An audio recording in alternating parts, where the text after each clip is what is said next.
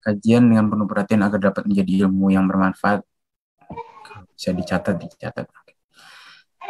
Ya, demikian waktu dan tempat kami persilakan pada Ustadz Ali Hasan Bawazir. Baik. Bismillahirrahmanirrahim. This meeting is being recorded. Assalamualaikum warahmatullahi wabarakatuh.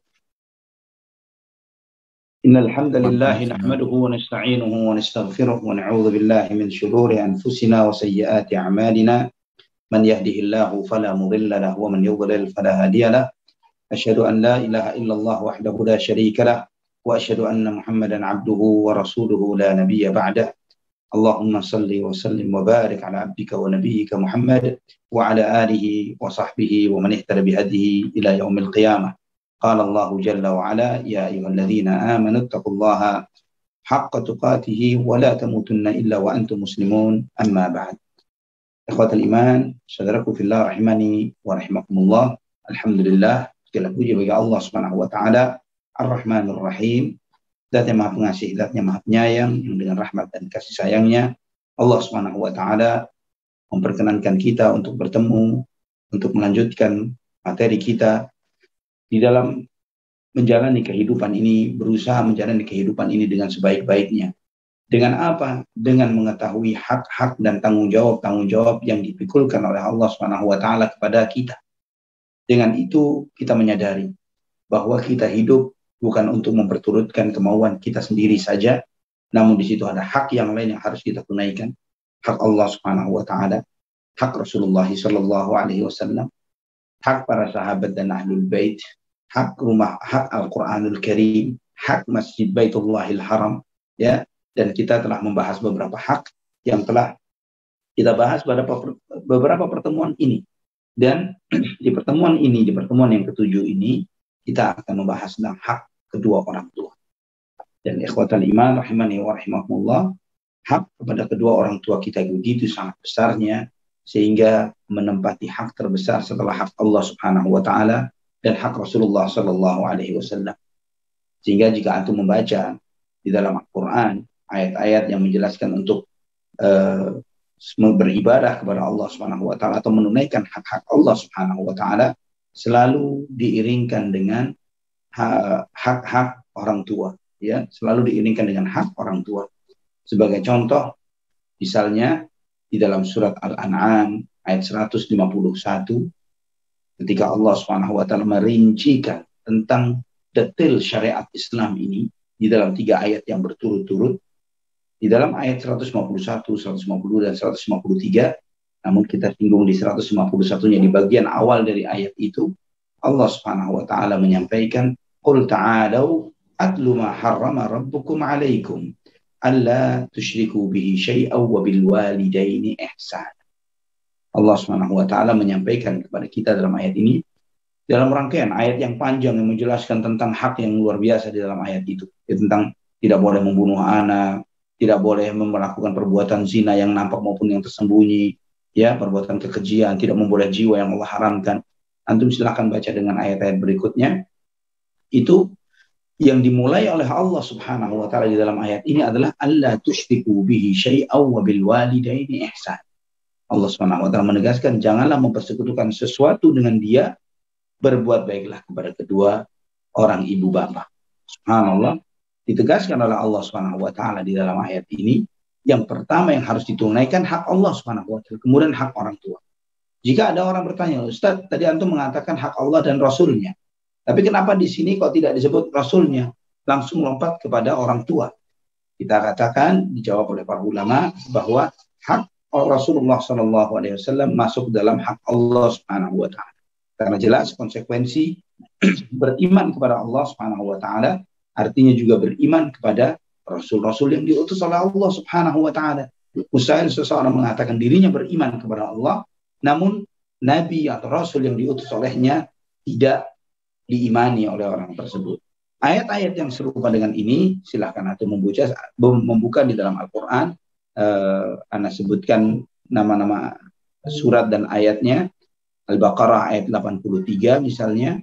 Wa idh akhadna mithaqa bani Israila la ta'buduna illa Allah wa bil walidaini ihsana. Dan ingatlah ketika kami mengambil komitmen, perjanjian dari Bani Israel. Apa komitmen yang Allah ambil dari Bani Israel itu? Alla la ta'buduna illallah wa bil walidaini ihsan. Janganlah kalian beribadah kecuali hanya kepada Allah Subhanahu wa taala semata, dan kemudian berbuat ihsan kepada kedua orang tua. Subhanallah. Ikhwatal iman rahimani wa rahimakumullah, antum melihat di dalam ayat ini bagaimana Allah Subhanahu wa taala menyebutkan juga ya bagaimana beberapa perintah yang Allah sertakan di dalam ini. Ya, wa dzil qurba wal yatama wal masakin wa qulu lin nasi husna wa aqimus salata wa atuz zakata thumma tawallaytum illa qalilan minkum wa antum mu'ridun. Allah sebutkan tentang hak-hak besar yang harus ditunaikan oleh seorang hamba. Yang pertama disebut oleh Allah adalah menyembah Allah Subhanahu wa taala. Artinya jangan beribadah kecuali hanya kepada Allah Subhanahu wa taala. Kemudian berbuat ihsan, berbuat kebaikan kepada kedua orang tua. Juga dalam surat An-Nisa ayat 36, juga dalam surat Al-Isra ayat 23 menyebutkan hal yang serupa. Ya, An-Nisa 36 dan Al-Isra 23 menyebutkan hal yang serupa. Hak Allah, kemudian hak Rasulullah sallallahu alaihi wa ala alihi wa sahbihi wasallam. Ini penting sekali ikhwatal iman rahimani wa rahimakumullah, kita menyadari akan realita ini, tentang hakikat ini. Bagaimana Allah menyebutkan dalam surat An-Nisa 36 ini, wa'budullaha wa la tusyriku bihi syai'aw wa bil walidaini ihsana. Sembahlah Allah dan janganlah kamu mempersekutukannya dengan sesuatu pun, dan berbuat baiklah kepada dua orang ibu bapa. Ikhwatal iman rahimani wa rahimakumullah. Berbakti kepada kedua orang tua, menunaikan hak-hak mereka adalah ibadah yang paling, di antara ibadah yang paling dicintai oleh Allah Subhanahu wa taala. Sehingga Ibnu Mas'ud pernah ditanya, beliau bertanya kepada Nabi sallallahu alaihi wasallam. Saya bertanya kepada Rasulullah sallallahu alaihi wasallam, "Ayyul amali ahabbu ilallah?" Amalan apakah yang paling dicintai oleh Allah Subhanahu wa taala? Maka dijawab oleh Nabi sallallahu alaihi wasallam, "As-salatu ala waqtiha." Salat tepat waktu. Salat tepat waktu adalah amalan yang paling dicintai. Dan ini karena dalam kondisi PPKM seperti ini, kita sholat di rumah kita masing-masing, hak ini pun harus tetap kita jaga dan kita tunaikan. Ya, sholatlah tepat waktu. As-salatu ala waqtiha adalah ibadah yang paling dicintai oleh Allah Subhanahu wa taala. Kemudian ditanya, "Tsumma ai?" Kemudian apa? Qala birrul walidain. Kemudian berbakti kepada kedua orang tua. Kemudian ditanya lagi oleh Ibnu Mas'ud, apalagi ya Rasulullah sesudah itu?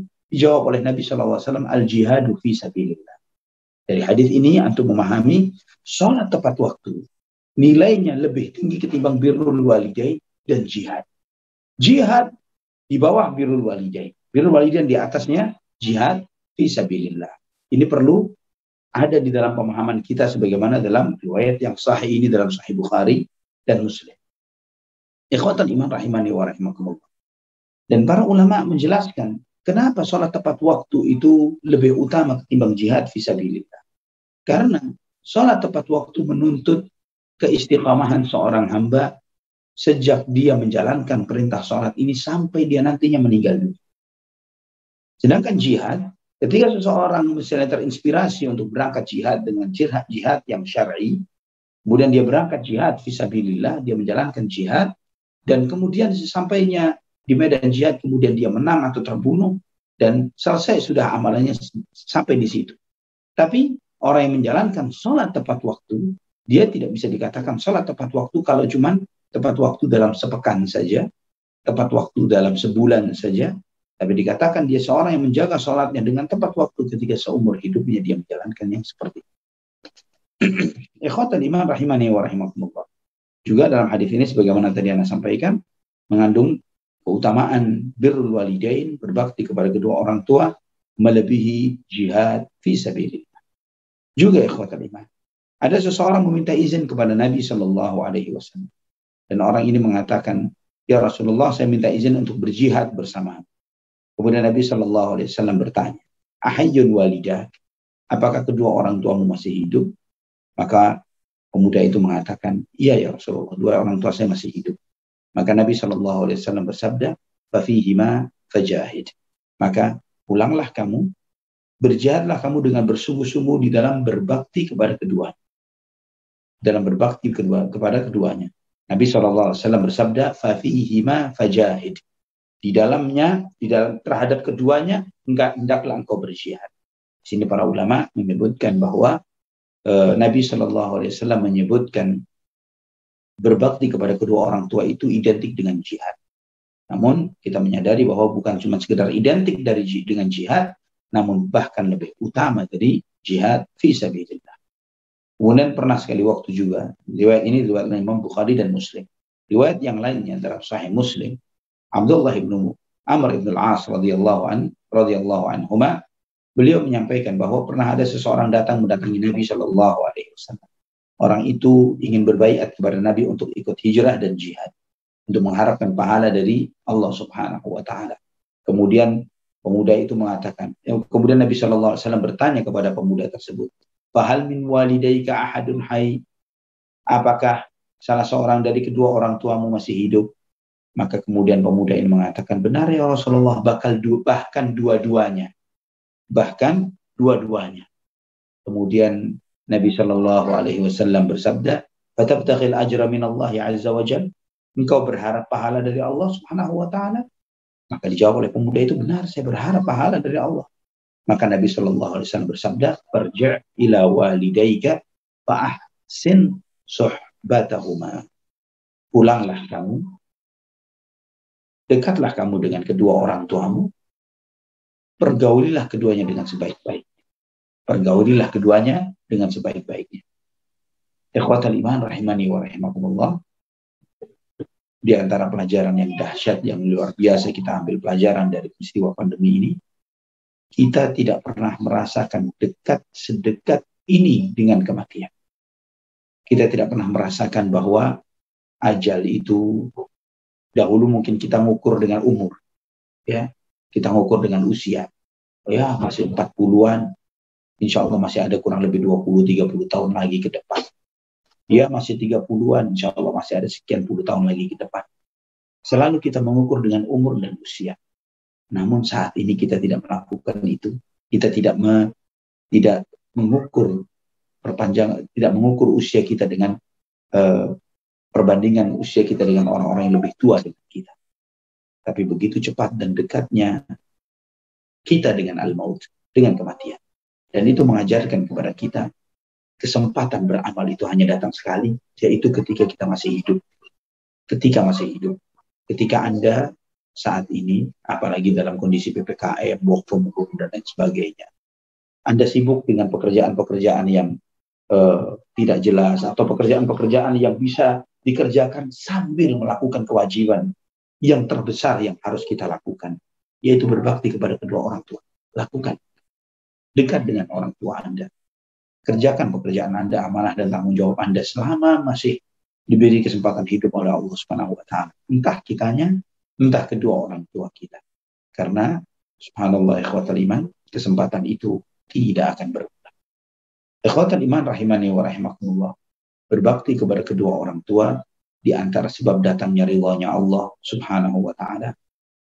Nabi Shallallahu Alaihi Wasallam bersabda dalam hadis yang derajatnya hasan li ghairihi dalam Sunan At-Tirmidzi, Al-Hakim dan yang lainnya, ridha Rabbi fi ridhal walidaini wa sukhtuhu fi sukhtihima. Ridhanya Allah Subhanahu Wa Taala pada ridha kedua orang tua dan murkanya berada pada kemurkaan keduanya. Ikhwatal iman, juga pernah sekali waktu Nabi Shallallahu Alaihi Wasallam mengamini doa Jibril, yang mungkin kita pernah bahas ketika membahas tentang Ramadan dan keutamaannya. Di antara yang diamini oleh Nabi Shallallahu Alaihi Wasallam adalah raghima anfu rajulin, raghima anfu rajulin, raghima anfu rajulin, hina celaka binasa seseorang, hina celaka binasa seseorang, hina celaka binasa seseorang, man adraka walidayhi 'indal kibar ahadahuma aw kilayhima thumma lam yadkhulil jannah. Yaitu orang yang sempat hidup dengan kedua orang tuanya atau salah satu dari keduanya di masa orang tuanya itu sudah tua namun tidak bisa masuk surga. Artinya menunjukkan apa? Menunjukkan bahwa berbakti kepada kedua orang tua ini sebab terbesar bagi seseorang untuk masuk ke dalam surganya Allah Subhanahu Wa Ta'ala. Maka ikhwatal iman rahimani wa rahimakumullah, di samping Allah menyampaikan di dalam ayat-ayat Al-Quran dengan menegaskan hak Allah dan hak Rasulnya. Dan seringkali Allah juga menyampaikan dengan kata wasiat. Kami memberikan wasiat kepada manusia dengan kata wasiat. Dan wasiat itu adalah perintah yang lebih dalam sifat. Wasiat itu adalah perintah di satu sisi, namun di satu sisi mengandung bentuk cinta dan kasih sayang. Itu yang disebut dengan wasiat. Beda dengan cuma sekedar perintah, mandat, ya, itu berbeda. Tapi ketika disampaikan dengan bentuk wasiat, ini menunjukkan suatu pesan demi kemaslahatan mereka yang menjalankan wasiat ini. Sebagai contoh di dalam surat Luqman ayat 14, Allah Subhanahu wa taala berfirman, "Wa wassayna al-insana biwalidayhi hamalathu ummuhu wahnan 'ala wahnin wa fisaluhu fi 'amayn 'an ishkur li wa liwalidayk ilayya al-masir." Allah Subhanahu wa taala menyampaikan dalam surat Luqman ayat 14 ini, dan kami wasiatkan, wa wassayna al-insan. Allah menyampaikan dengan kata wasiat. Ya, walaupun dalam terjemahan mengatakan kami perintahkan, tapi memang terjemahan kata wasiat itu di dalam beberapa kitab tafsir ini Allah memerintahkan. Tapi antum dan kita semua menyadari bahwa kata wasiat lebih dari sekedar perintah yang Allah Subhanahu wa taala perintahkan kepada seseorang. Wa wassayna al-insan biwalidayhi hamalathu ummuhu wahnan 'ala wahn wa fisaluhu fi 'amayn an ishkur li wa liwalidayk ilayya al-masir. Kami wasiatkan kepada manusia untuk berbuat baik kepada kedua orang ibu bapaknya. Allah menyampaikan berbuat baik kepada kedua orang tua. Kemudian langsung Allah berpindah kepada yang lebih spesifik lagi, yaitu ibunya. Hamalathu ummu wahnan 'ala wahn. Ibunya mengandungnya dalam keadaan lemah yang bertambah-tambah. Kelemahan di atas kelemahan dalam ketika proses mengandungnya. Kemudian wa fisaluhu fi 'amain, menyusuinya sampai menyapihnya selama 2 tahun. Anishkurli wa liwalidayk, bersyukurlah kamu kepadaku dan kedua ibu bapakmu. Ilayyal masir. Allah menyampaikan hanya kepadakulah kembalimu. Kita semua akan kembali kepada Allah Subhanahu wa taala. Orang tua kita kembali kepada Allah, kita pun juga akan kembali kepada Allah Subhanahu wa taala. Ikhwatal iman rahimani wa rahimakumullah.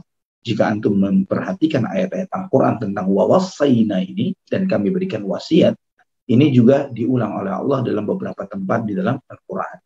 Ya, di surat Al-Ankabut ayat 8, di surat Al-Ahqaf ayat 15, juga Allah menyampaikan hal tersebut. Allah wasiatkan kepada manusia untuk berbuat ihsan, berbuat baik kepada manusia. Ikhwatan iman rahimani wa rahimakumullah. Juga Nabi SAW menegaskan dalam hadis yang sahih di dalam Sunan Ibnu Majah, Musnad Imam Ahmad dan yang lainnya, Nabi SAW bersabda, Innallaha yusikum bi ummahatikum, thumma yusikum bi ummahatikum, thumma yusikum bi abaikum, thumma yusikum bil aqrabi fal aqrab. Sesungguhnya Allah Subhanahu wa taala berwasiat kepada kalian agar kalian berbakti kepada ibu kalian. Allah berwasiat kepada kalian, berbaktilah kepada ibu kalian. Allah berwasiat agar kalian berbakti kepada ayah kalian. Kemudian Allah berwasiat kepada kalian agar berbakti kepada yang terdekat dan yang terdekat. Di sini menunjukkan kepada kita bagaimana wasiat itu dipenuhi oleh Rasulullah SAW. Antum silahkan melihat bagaimana praktek kehidupan para nabi, para rasul tentang hal ini. Nabi Nuh alaihissalam, beliau menyampaikan di dalam surat Nuh, ya, dari ayat 26 sampai 28. Allah berfirman, wa qala Nuhur rabbi la tadhar 'alal ardi minal kafirin dayyara innaka in tadharhum yudillu 'ibadaka wa la yalidu illa fajiran kaffara rabbi ighfirli wa liwalidayya wa liman dakhala baytiya mu'mina wa lil mu'minina wal mu'minat wa la tazidil zalimina illa tabara.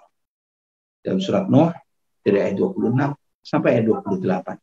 Allah Subhanahu wa taala menyampaikan tentang apa yang diucapkan oleh Nabiullah Nuh alaihi salam kepada Allah Subhanahu wa taala. Wa qala Nuh rabbi la tadhar 'alal ardi minal kafirin dayyara. Nuh berkata, wahai Tuhanku, jangan engkau biarkan seorang pun yang orang kafir itu tinggal di muka bumi. Basmi mereka, habisi mereka semuanya ya Allah. Ini Ketika itu manusia yang hidup bersama Nabi Nuh hanya kaumnya saja. Ya, hanya manusia yang ada dengan Nabi Nuh. Ketika Allah habisi mereka semuanya, yang tersisa yang beriman hanyalah orang-orang beriman bersama Nabi Nuh alaihissalam.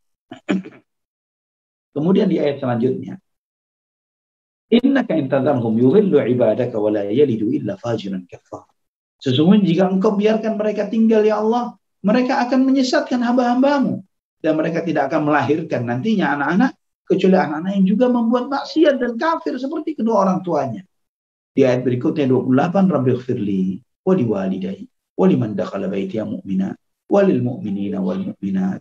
Ya Allah, ampunilah aku dan kedua orang tuaku, ya, dan orang-orang yang masuk ke dalam rumahku, baik laki-laki dan wanita. Yang disebutkan oleh Nabi Nuh alaihissalam, bagaimana Nabi Nuh memohon ampun kepada Allah, ampunilah aku, ibu bapakku, dan juga orang-orang mukmin yang masuk ke dalam rumahku, baik laki-laki maupun wanita. Wala tazidil zalimina illa tabara. Dan jangan engkau tambahkan bagi orang-orang zalim itu kecuali kebinasaan.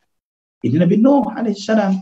Juga Nabi Ibrahim, ya, Nabi Ibrahim alaihissalam, bagaimana dalam surat Asy-Syu'ara ayat 83 sampai 87. Di surat Asy-Syu'ara, ketika Nabi Ibrahim berdoa, dalam doanya, Rabbi habli hukman wa alhiqni bis salihin waj'alni lisana sidqin fil akhirin waj'alni min warathati jannatin na'im waghfir li abi innahu kana minadh dhalin wala tukhzini yawma yub'atsun. Di surat Asy-Syu'ara ayat 83 sampai 87. Nabi Allah Ibrahim berdoa kepada Allah Subhanahu wa taala, Rabbi habli hukman wa alhiqni bis salihin. Ya, Nabi Allah Ibrahim berdoa kepada Allah Subhanahu wa taala, wahai Tuhanku, ya Allah, berilah kepadaku hikmah, ilmu, dan sertakan aku bersama orang-orang saleh. Ya, Nabi Ibrahim berdoa meminta kepada Allah mendapatkan hikmah dari Allah Subhanahu wa taala, yaitu ilmu dan amal. Waj'alni lisana sidqin fil akhirin, dan jadikan aku ya Allah selalu disebut dengan sebutan yang baik bagi generasi yang hidup sesudah. Ya, lisana sidqin fil akhirin itu dijadikan sebagai disebut sebagai buah tutur yang baik bagi orang-orang yang hidup sesudah Nabi Ibrahim alaihissalam. Waj'alni min warathati jannatin na'im. Jadikan aku ya Allah termasuk orang yang bakal menempati surga yang penuh dengan kenikmatan. Waghfir li abi innahu kana minadh dhalin. Ampuni ayahku karena sesungguhnya dia termasuk orang yang tersesat. Wala tukhzini yauma yub'atsun. Dan jangan engkau hinakan aku pada hari mereka dibangkitkan. Ikhwatal iman rahimani wa rahimakumullah. Sama dengan Nabi Ibrahim, demikian pula Nabi Allah Isa alaihissalam. Di surat Maryam ayat 30 sampai 32. Di surat Maryam, Nabi Isa berkata, qala inni abdullah ataniyal kitaba wa ja'alani nabiyya wa ja'alani mubarakan aynama kuntu wa awsani bis salati waz zakati ma dumtu hayya wa barran biwalidati wa lam yaj'alni jabbaran syaqiyya. Nabi Allah Isa alaihissalam berdoa, ya Allah, berkata sesungguhnya aku adalah hamba Allah Subhanahu wa taala. Allah telah anugerahkan kepadaku sebuah kitab suci dan Allah menjadikanku sebagai seorang nabi. Dan Allah menjadikan aku sebagai orang yang penuh berkah dimanapun aku berada. Dan Allah Subhanahu wa taala memberikan wasiat, memerintahkan kepadaku. Wa ausani, Allah memerintahkan, memberikan wasiat kepadaku. Bis salati waz zakati ma dumtu hayya. Untuk menunaikan salat dan membayar zakat selama aku masih hidup. Wa barram biwalidati wa lam yaj'alni jabbaran syaqiyya. Dan aku tidak dijadikan sebagai seorang anak yang durhaka dan lagi celaka. Ikhwatal iman rahimani wa rahimakumullah. Sebelumnya Nabiullah Yahya, jadi surat yang sama, surat Maryam ayat 12 sampai 15. Di surat Maryam Allah Subhanahu wa taala berfirman, Ya Yahya khudhil kitaba biquwwati wa atainahu al-hukma sabiyya wa hananan min ladunna wa zakatan wa kana taqiyya wa barran biwalidayhi wa lam yakun jabbaran 'asiyya wa salamun 'alayhi yawma wulida wa yawma yamutu wa yawma yub'atsu hayya Allah berfirman, ya Yahya khudhil kitab biquwwah.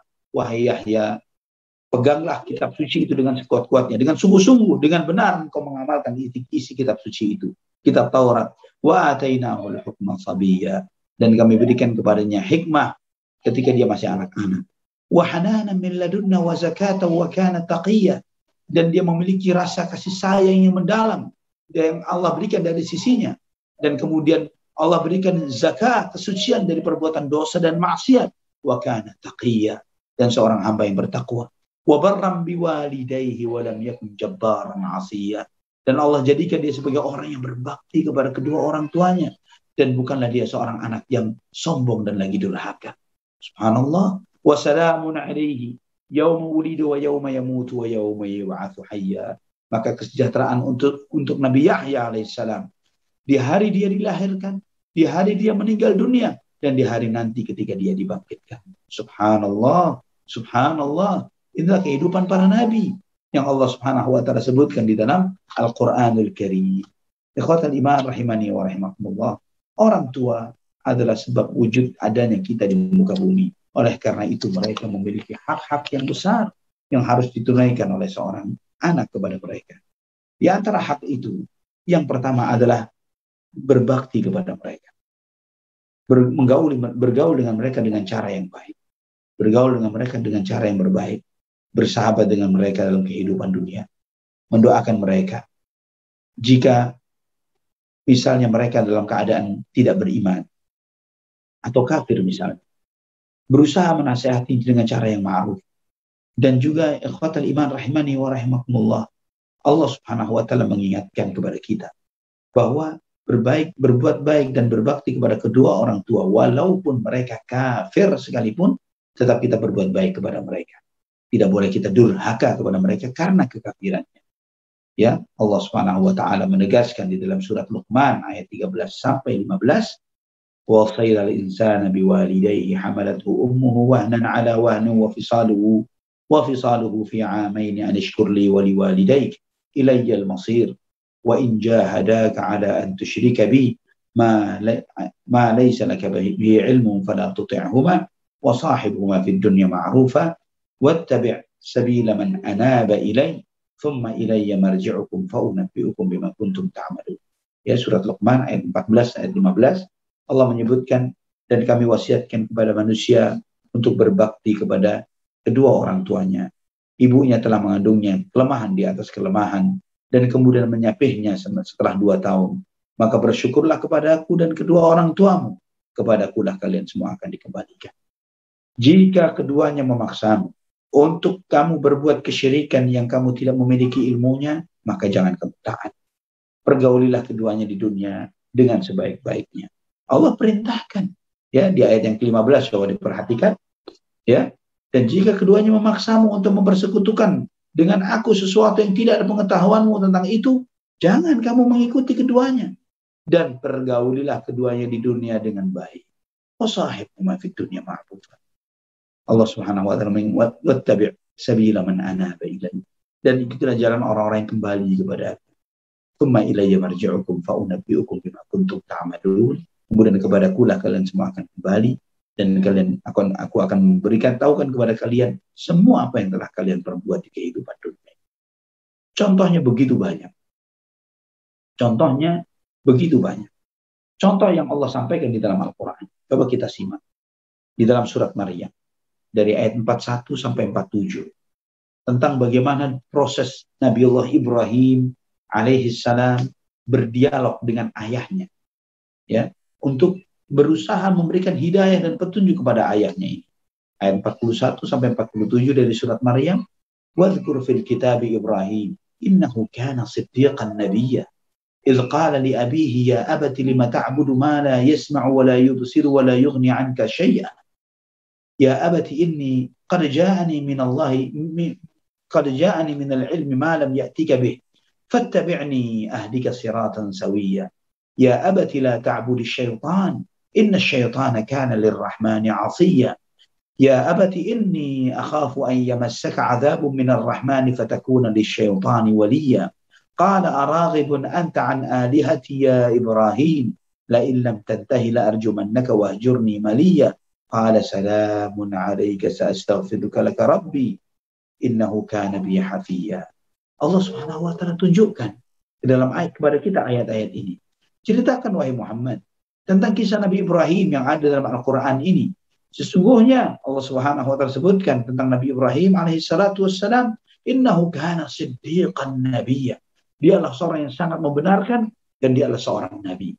Il qala li abi. Ingatlah ketika dia berkata kepada ayahnya, ya abadi, panggilan penuh kasih sayang, wahai ayahku. Bukan cuma sekedar ya abi, tapi dengan panggilan ya abadi, dengan penuh panggilan kasih sayang. Mengapa engkau menyembah sesuatu yang tidak mendengar, tidak melihat, tidak bisa menolongmu sedikit pun?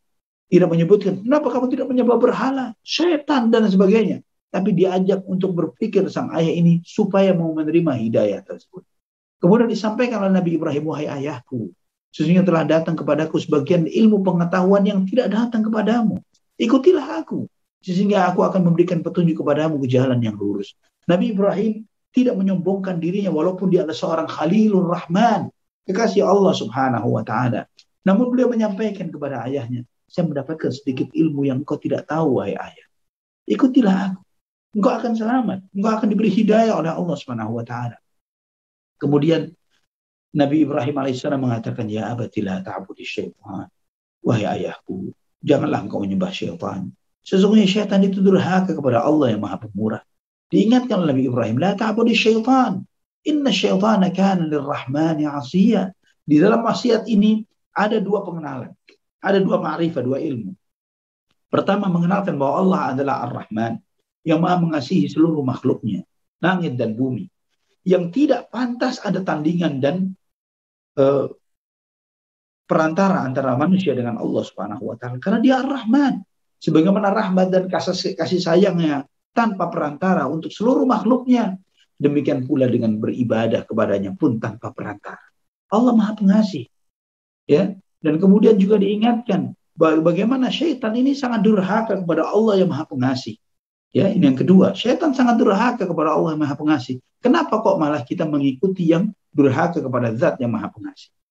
Kemudian diingatkan oleh Nabi Ibrahim alaihissalam, wahai ayahku, saya khawatir jangan sampai nanti engkau akan ditimpa azab oleh Allah Subhanahu wa taala yang Maha Pemurah. Diingatkan, ya abati inni akhafu an yamassaka azabun minar rahman. Saya khawatir engkau akan disentuh. Kata yamassaka itu artinya disentuh, bukan ditimpakan. Kamu akan masuk, ditenggelamkan dalam api neraka, digodok, direbus, dilemparkan ke dalam lubang neraka jahanam. Tidak seperti itu Nabi Ibrahim mengatakan. Padahal dia tahu perbuatan dan status ayahnya. Tapi disebutkan yamassaka azabun minar rahman. Engkau akan disentuh azab dari Zat yang Maha Pengasih. Disebutkan Rahman. Karena tidak akan mungkin Allah yang Maha Pengasih mengazab hambanya kecuali hambanya sudah begitu keterlaluan. Begitu keterlaluan. Fatakuna lisyaitani waliya. Maka kamu akan menjadi sahabat akrab setan nanti di sana, di neraka. Maka sang ayah pun dengan congkaknya mengatakan, araghibun anta an alihati ya Ibrahim. Bapaknya berkata, engkau benci kepada Tuhan-Tuhanku, wahai Ibrahim. Kalau kamu tidak mau berhenti dengan apa yang kamu lakukan, aku akan merajamu. Aku akan merajamu. Wahjurni maliya. Tinggalkan aku untuk selama-lamanya. Lihat bagaimana sikap Nabi Ibrahim alaihissalam dan bagaimana reaksi sang bapak terhadap apa yang dilakukan Nabi Ibrahim. Namun apa jawaban Nabi Ibrahim? Qala salamun alaihi. Sa'astaghfiru laka rabbi. Innahu kana bi hafiya. Nabi Ibrahim berkata, wahai ayahku, keselamatan untukmu. Keselamatan semoga dilimpahkan untukmu. Aku akan berusaha memintakan ampun untukmu dari Tuhanku. Innahu kana bi hafiya. Allah sangat baik kepadaku. Subhanallah. Ini akhlak, adab Nabi Ibrahim alaihissalam kepada bapaknya pembuat berhala. Tokohnya di antara tokoh orang-orang kafir yang hidup di zaman itu. Bagaimana dengan kita? Yang terkadang kita baru dapat ilmu sedikit. Ya, percekcokan yang tidak ada arti dan maknanya sama sekali. Perbedaan pendapat yang untuk hal-hal yang remeh yang tidak ada nilainya. Kita mau bersih tegak, tidak mau berbicara, kita tidak mau menyapa, bahkan kita tidak peduli dengan kebutuhan kedua orang tua kita. Hanya hal-hal yang tidak ada nilainya dalam urusan dunia, apalagi urusan akhirat. Ini hal yang sangat berharga dalam urusan akhirat. Terkait tentang keselamatan seorang hamba. tentang tauhid dan syirik. Tapi kita lihat bagaimana sikap Nabi Ibrahim alaihi salatu wassalam. Contohnya begitu banyak dalam praktik para sahabat. Namun saya cukupkan akan hal ini. Kemudian hak yang kedua, yaitu berbakti di masa hidup dan masa mati dan setelah kematian. Berbakti itu bukan ketika orang tua ketika hidup, bahkan ketika wafatnya pun kita harus berbakti kepada mereka. Ya, berbakti kepada kedua orang tua ketika hidup dan setelah wafatnya. Ikhwatal iman rahimani wa rahimakumullah. Subhanallah, baktinya orang tua kepada anak ini begitu besarnya. Dan terkait tentang bakti seorang anak, sejauh mana dan seperti apa prakteknya yang dilakukan oleh orang-orang saleh, luar biasa. Mungkin antum sudah sangat tahu tentang kisah Nabi Ismail alaihissalam di dalam berbakti kepada ayahnya Ibrahim. Yang Nabi Ibrahim diperintahkan oleh Allah untuk menyembelihnya, menyembelih sang anak. Apa jawaban Nabi Ismail alaihissalam? Ya abatif amma, ya abatif alma tu'mar. Satajiduni insyaallah minas sabirin. Wahai ayahku, kerjakan apa yang diperintahkan oleh Allah kepadamu. Sesungguhnya engkau akan mendapatiku sebagai orang yang bersabar. Subhanallah. Abu Hurairah radhiyallahu anhu, ketika ceritanya cukup panjang tentang Abu Hurairah, namun singkat ceritanya adalah ibunya pun beriman akhirnya dengan kesungguhan, dengan bakti Abu Hurairah kepada sang ibu, juga dengan doa Rasulullah SAW agar sang ibu mendapatkan hidayah. Nah, ketika sang ibu ini sudah tua dan Nabi Abu Hurairah menjadi amir, menjadi gubernur, ya, Abu Hurairah radhiyallahu anhu setiap berangkat kerja dan setiap pulang kerja mesti ke rumah orang tuanya dulu, ke rumah sang ibu. Setiap berangkat dan setiap pulang. Tidak berangkat ke kantor istilahnya kecuali ke rumah sang ibu, dan tidak akan pulang ke rumah kecuali ke rumah sang ibunya. Dan kemudian Abu Hurairah mengatakan dengan suara lantangnya, mengucapkan salam dengan penuh kegembiraan ketika memasuki teras rumahnya. Assalamualaikum warahmatullahi wabarakatuh ya ummatah. Wahai ibuku, selamat keselamatan dan rahmat Allah dan keberkahan untukmu wahai ibuku. Maka sang ibu pun mengatakan waalaikumsalam warahmatullahi wabarakatuh. Kemudian Abu Hurairah mengatakan rahimakillah rabbaitini saghiran. Semoga Allah merahmatimu wahai ibuku.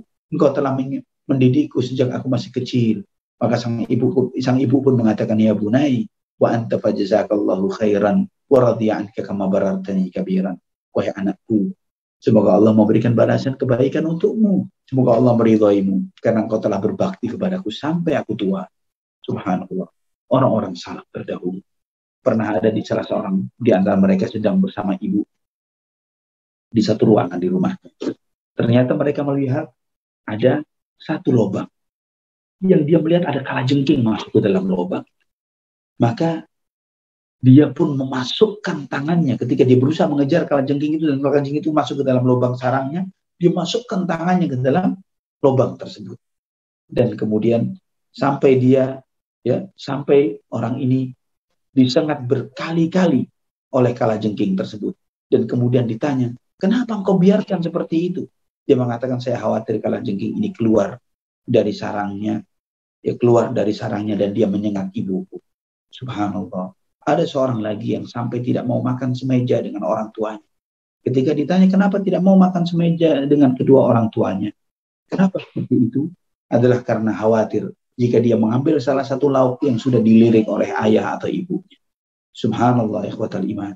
Terutama ketika orang tua sudah wafat, maka hendaklah berbakti.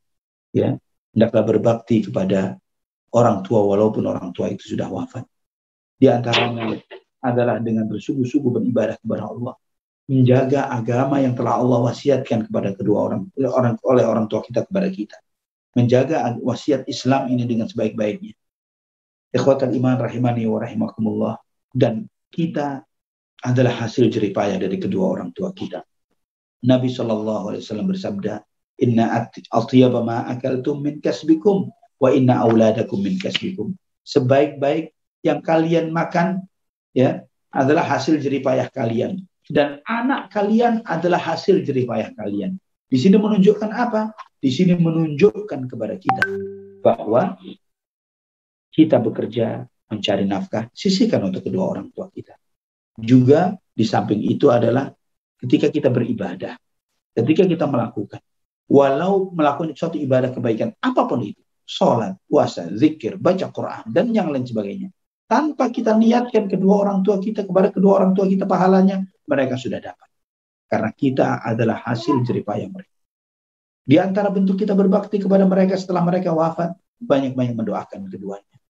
Banyak-banyak mendoakan keduanya. Ya, Rabbighfirli wa liwalidayya warhamhuma kama rabbayani shaghira. Wahai Allah, wahai Tuhanku, sayangilah, ampunilah aku dan kedua orang tuaku, ya, sebagaimana Rabbighfirli warhamhuma, dan sayangilah mereka keduanya kama rabbayani shaghira, sebagaimana keduanya dulu ketika mendidik dan mengasuhku ketika aku masih kecil. Juga Nabi SAW menyampaikan, Innar rajula la turfa'u darajatuhu fil jannah. Ada seseorang dimuliakan derajatnya di surga. Dan orang itu bertanya, Anna hadha ya Allah. Bagaimana aku bisa mendapatkan ini ya Allah? Bagaimana aku bisa mendapatkan ini? Derajatku bisa naik dan naik. Kemudian Allah menjawab, istighfari waladika, karena anakmu beristighfar, memohonkan ampun untukmu. Ikhwatal iman, rahimani wa rahimakumullah. Juga di antara bentuk berbakti kepada kedua orang tua adalah memuliakan kerabat dan saudara dari orang tua kita. Memuliakan kerabat dan saudara dari kedua orang tua kita. Nabi SAW bersabda, Abarrul birri an yasilar rajulu wudda abihi.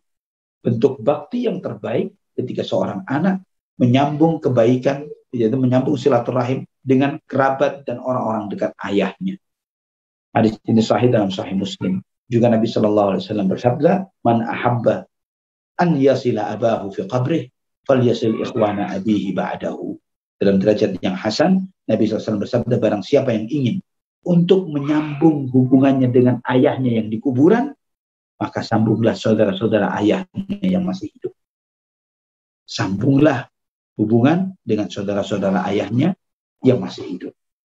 Ibnu Umar memberikan contoh yang luar biasa. Sekali waktu ketika dia bertemu, ketika masuk kota Mekah, dia menaiki keledai. Keledai ini, ya kendaraannya ada kuda, ada onta, ada keledai. Keledai yang paling rendah. Dan biasanya yang paling rendah lebih nyaman ditunggangi, ya, ketimbang yang tinggi. Ya, dan ketika dia santai menunggangi keledainya seperti ini, dia melihat ada seorang badui, ya, orang dusun.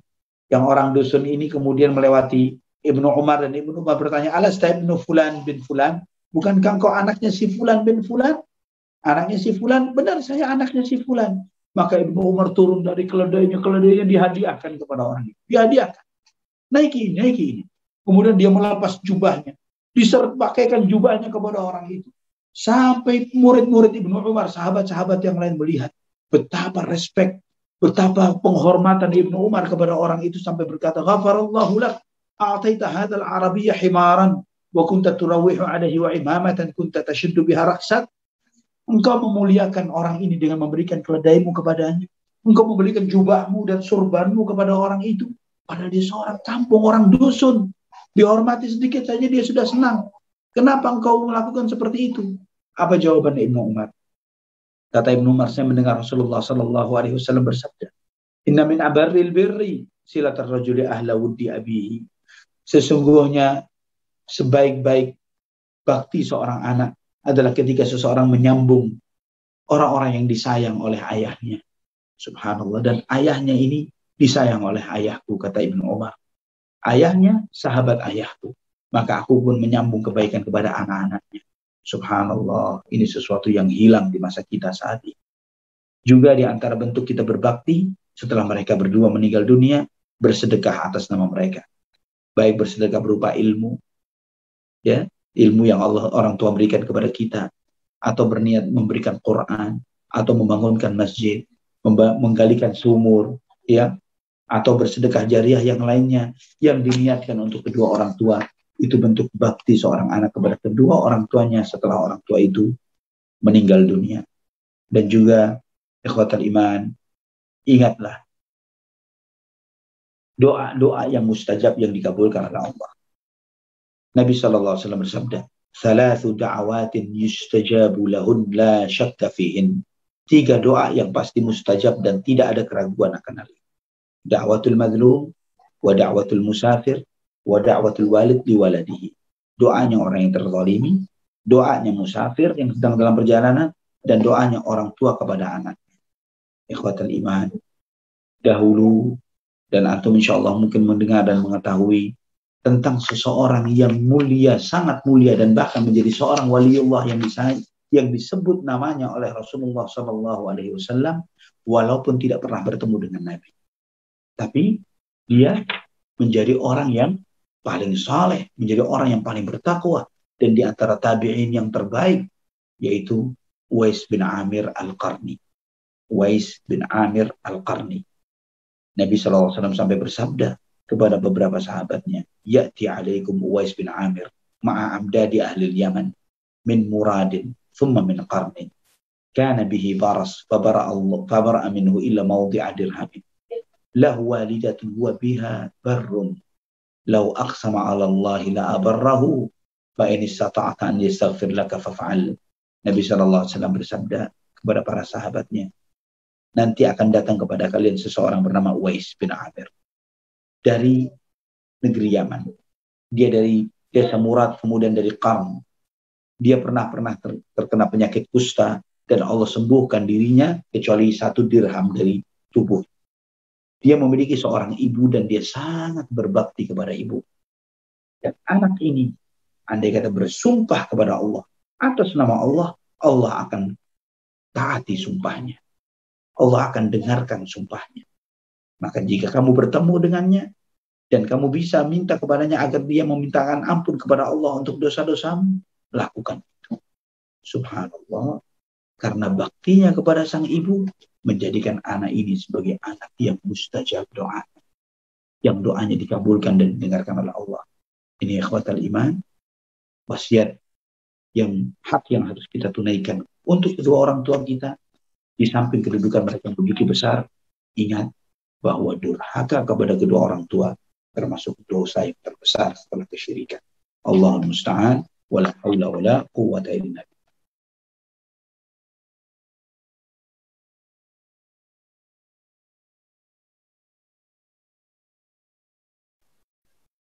Masya Allah. Jazakallah khair Ustaz. Kita lanjut sesi tanya jawab Ustaz ya.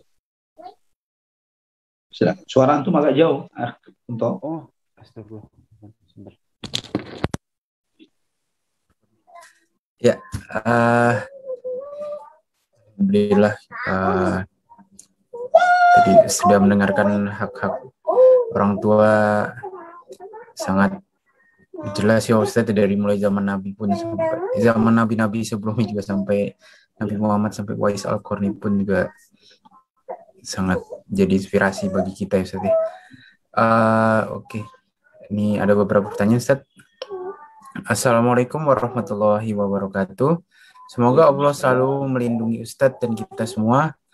Izin bertanya, jika orang tua kita yang saat ini tinggal di kampung dan sedang sakit karena COVID, apakah kita sebagai anaknya wajib pulang untuk merawatnya dengan risiko ikut tertular?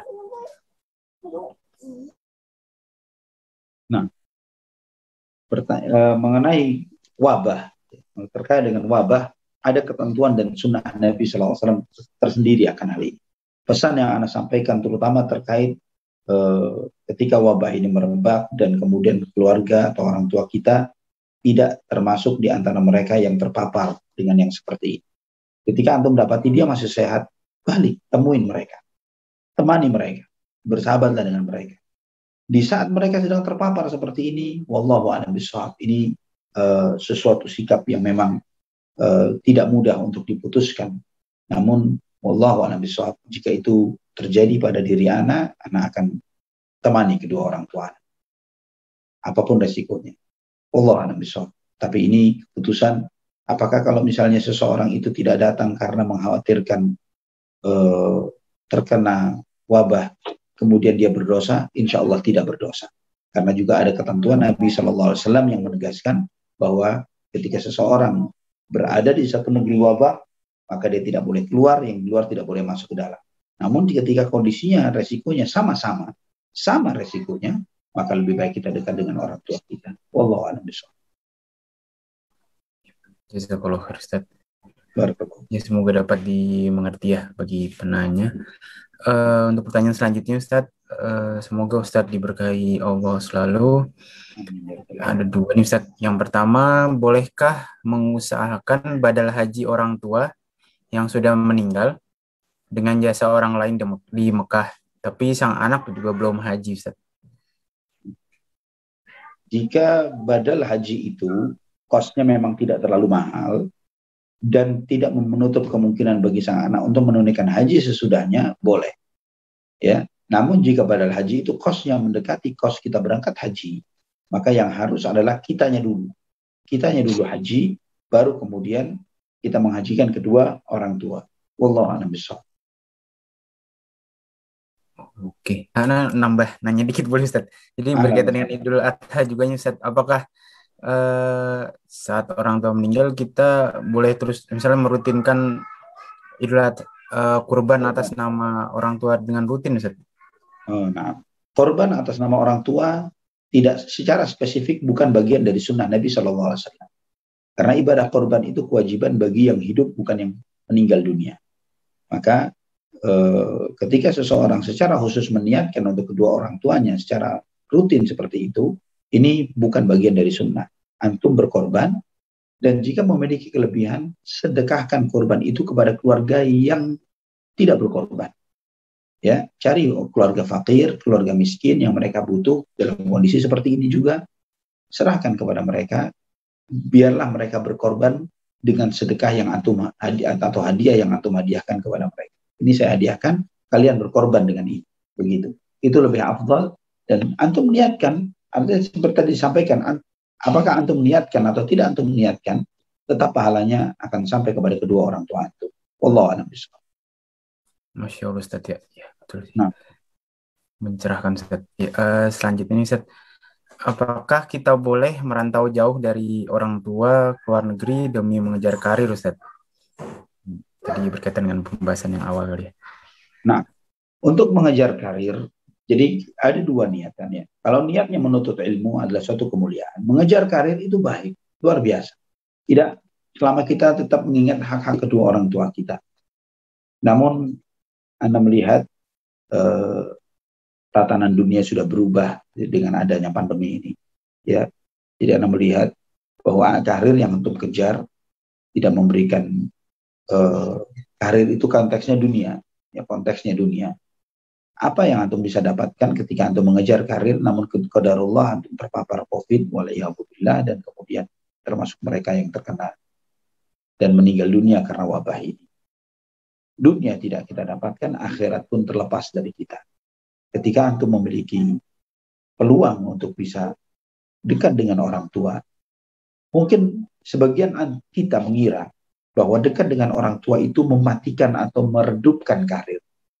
Sedangkan antum memperhatikan mereka-mereka yang karirnya melejit dan luar biasa, insya Allah banyak di antara mereka adalah akibat karena berkah dari doa-doa orang-orang tua mereka yang bersama mereka. Lihat keluarga-keluarga yang sebagiannya mengejar karir, keluarga-keluarga yang berdampingan dengan orang tuanya.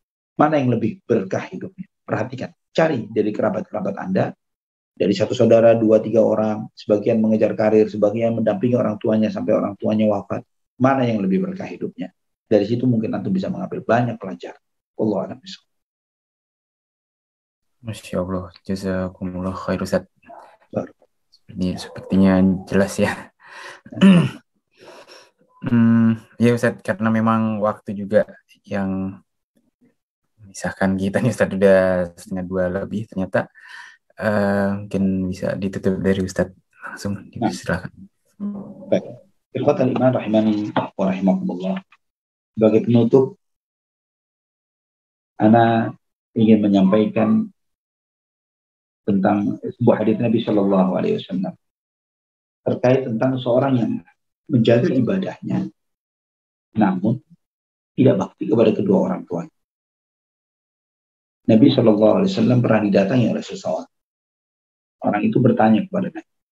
Hadis ini sahih riwayat Imam Ahmad, Al-Baghawi dan yang lain. Disebut Syekh Al-Albani dalam Sahih At-Targhib wa Tarhib. Ya Rasulullah, jika saya menjaga sholat 5 waktu, menjaga puasa Ramadan, membayar zakat saya dan menunaikan haji, saya dapat apa? Saya dapat apa? Nabi SAW menjawab, man mata ala hadha kana ma'an nabiyyin was-siddiqin was-syuhada'i yaumal qiyamati hakadha. Barang siapa yang melakukan seperti itu, menjaga sholat 5 waktu, puasa Ramadannya, menunaikan zakatnya, menunaikan ibadah haji, ya, maka dia nanti akan bersama Nabi, Siddiqin, Syuhada, dan Salihin nanti pada hari kiamat seperti ini, kata Nabi. Seperti ini. Malam ya'uqqa walidayhi, selama tidak durhaka kepada kedua orang tua. Artinya, yang menghalangi seseorang untuk mendapatkan keberkahan dari amal ibadah yang pernah dilakukan, bakti kepada kedua orang tua. Waliyahzubillah, jangan sampai kita melihat di satu sisi ibadah kita hebat, bagus, luar biasa, namun di satu sisi kita durhaka kepada kedua orang tua sehingga tanpa kita sadari kita kehilangan keberkahan dari amal ibadah kita. Allah Ta'ala ada wa'ala bisawab. Mungkin sampai di sini kita tutup dengan doa kafaratul majlis. Subhanakallahumma bihamdik, asyhadu an la ilaha illa anta astaghfiruka wa atubu ilaik. Wassalamualaikum warahmatullahi wabarakatuh.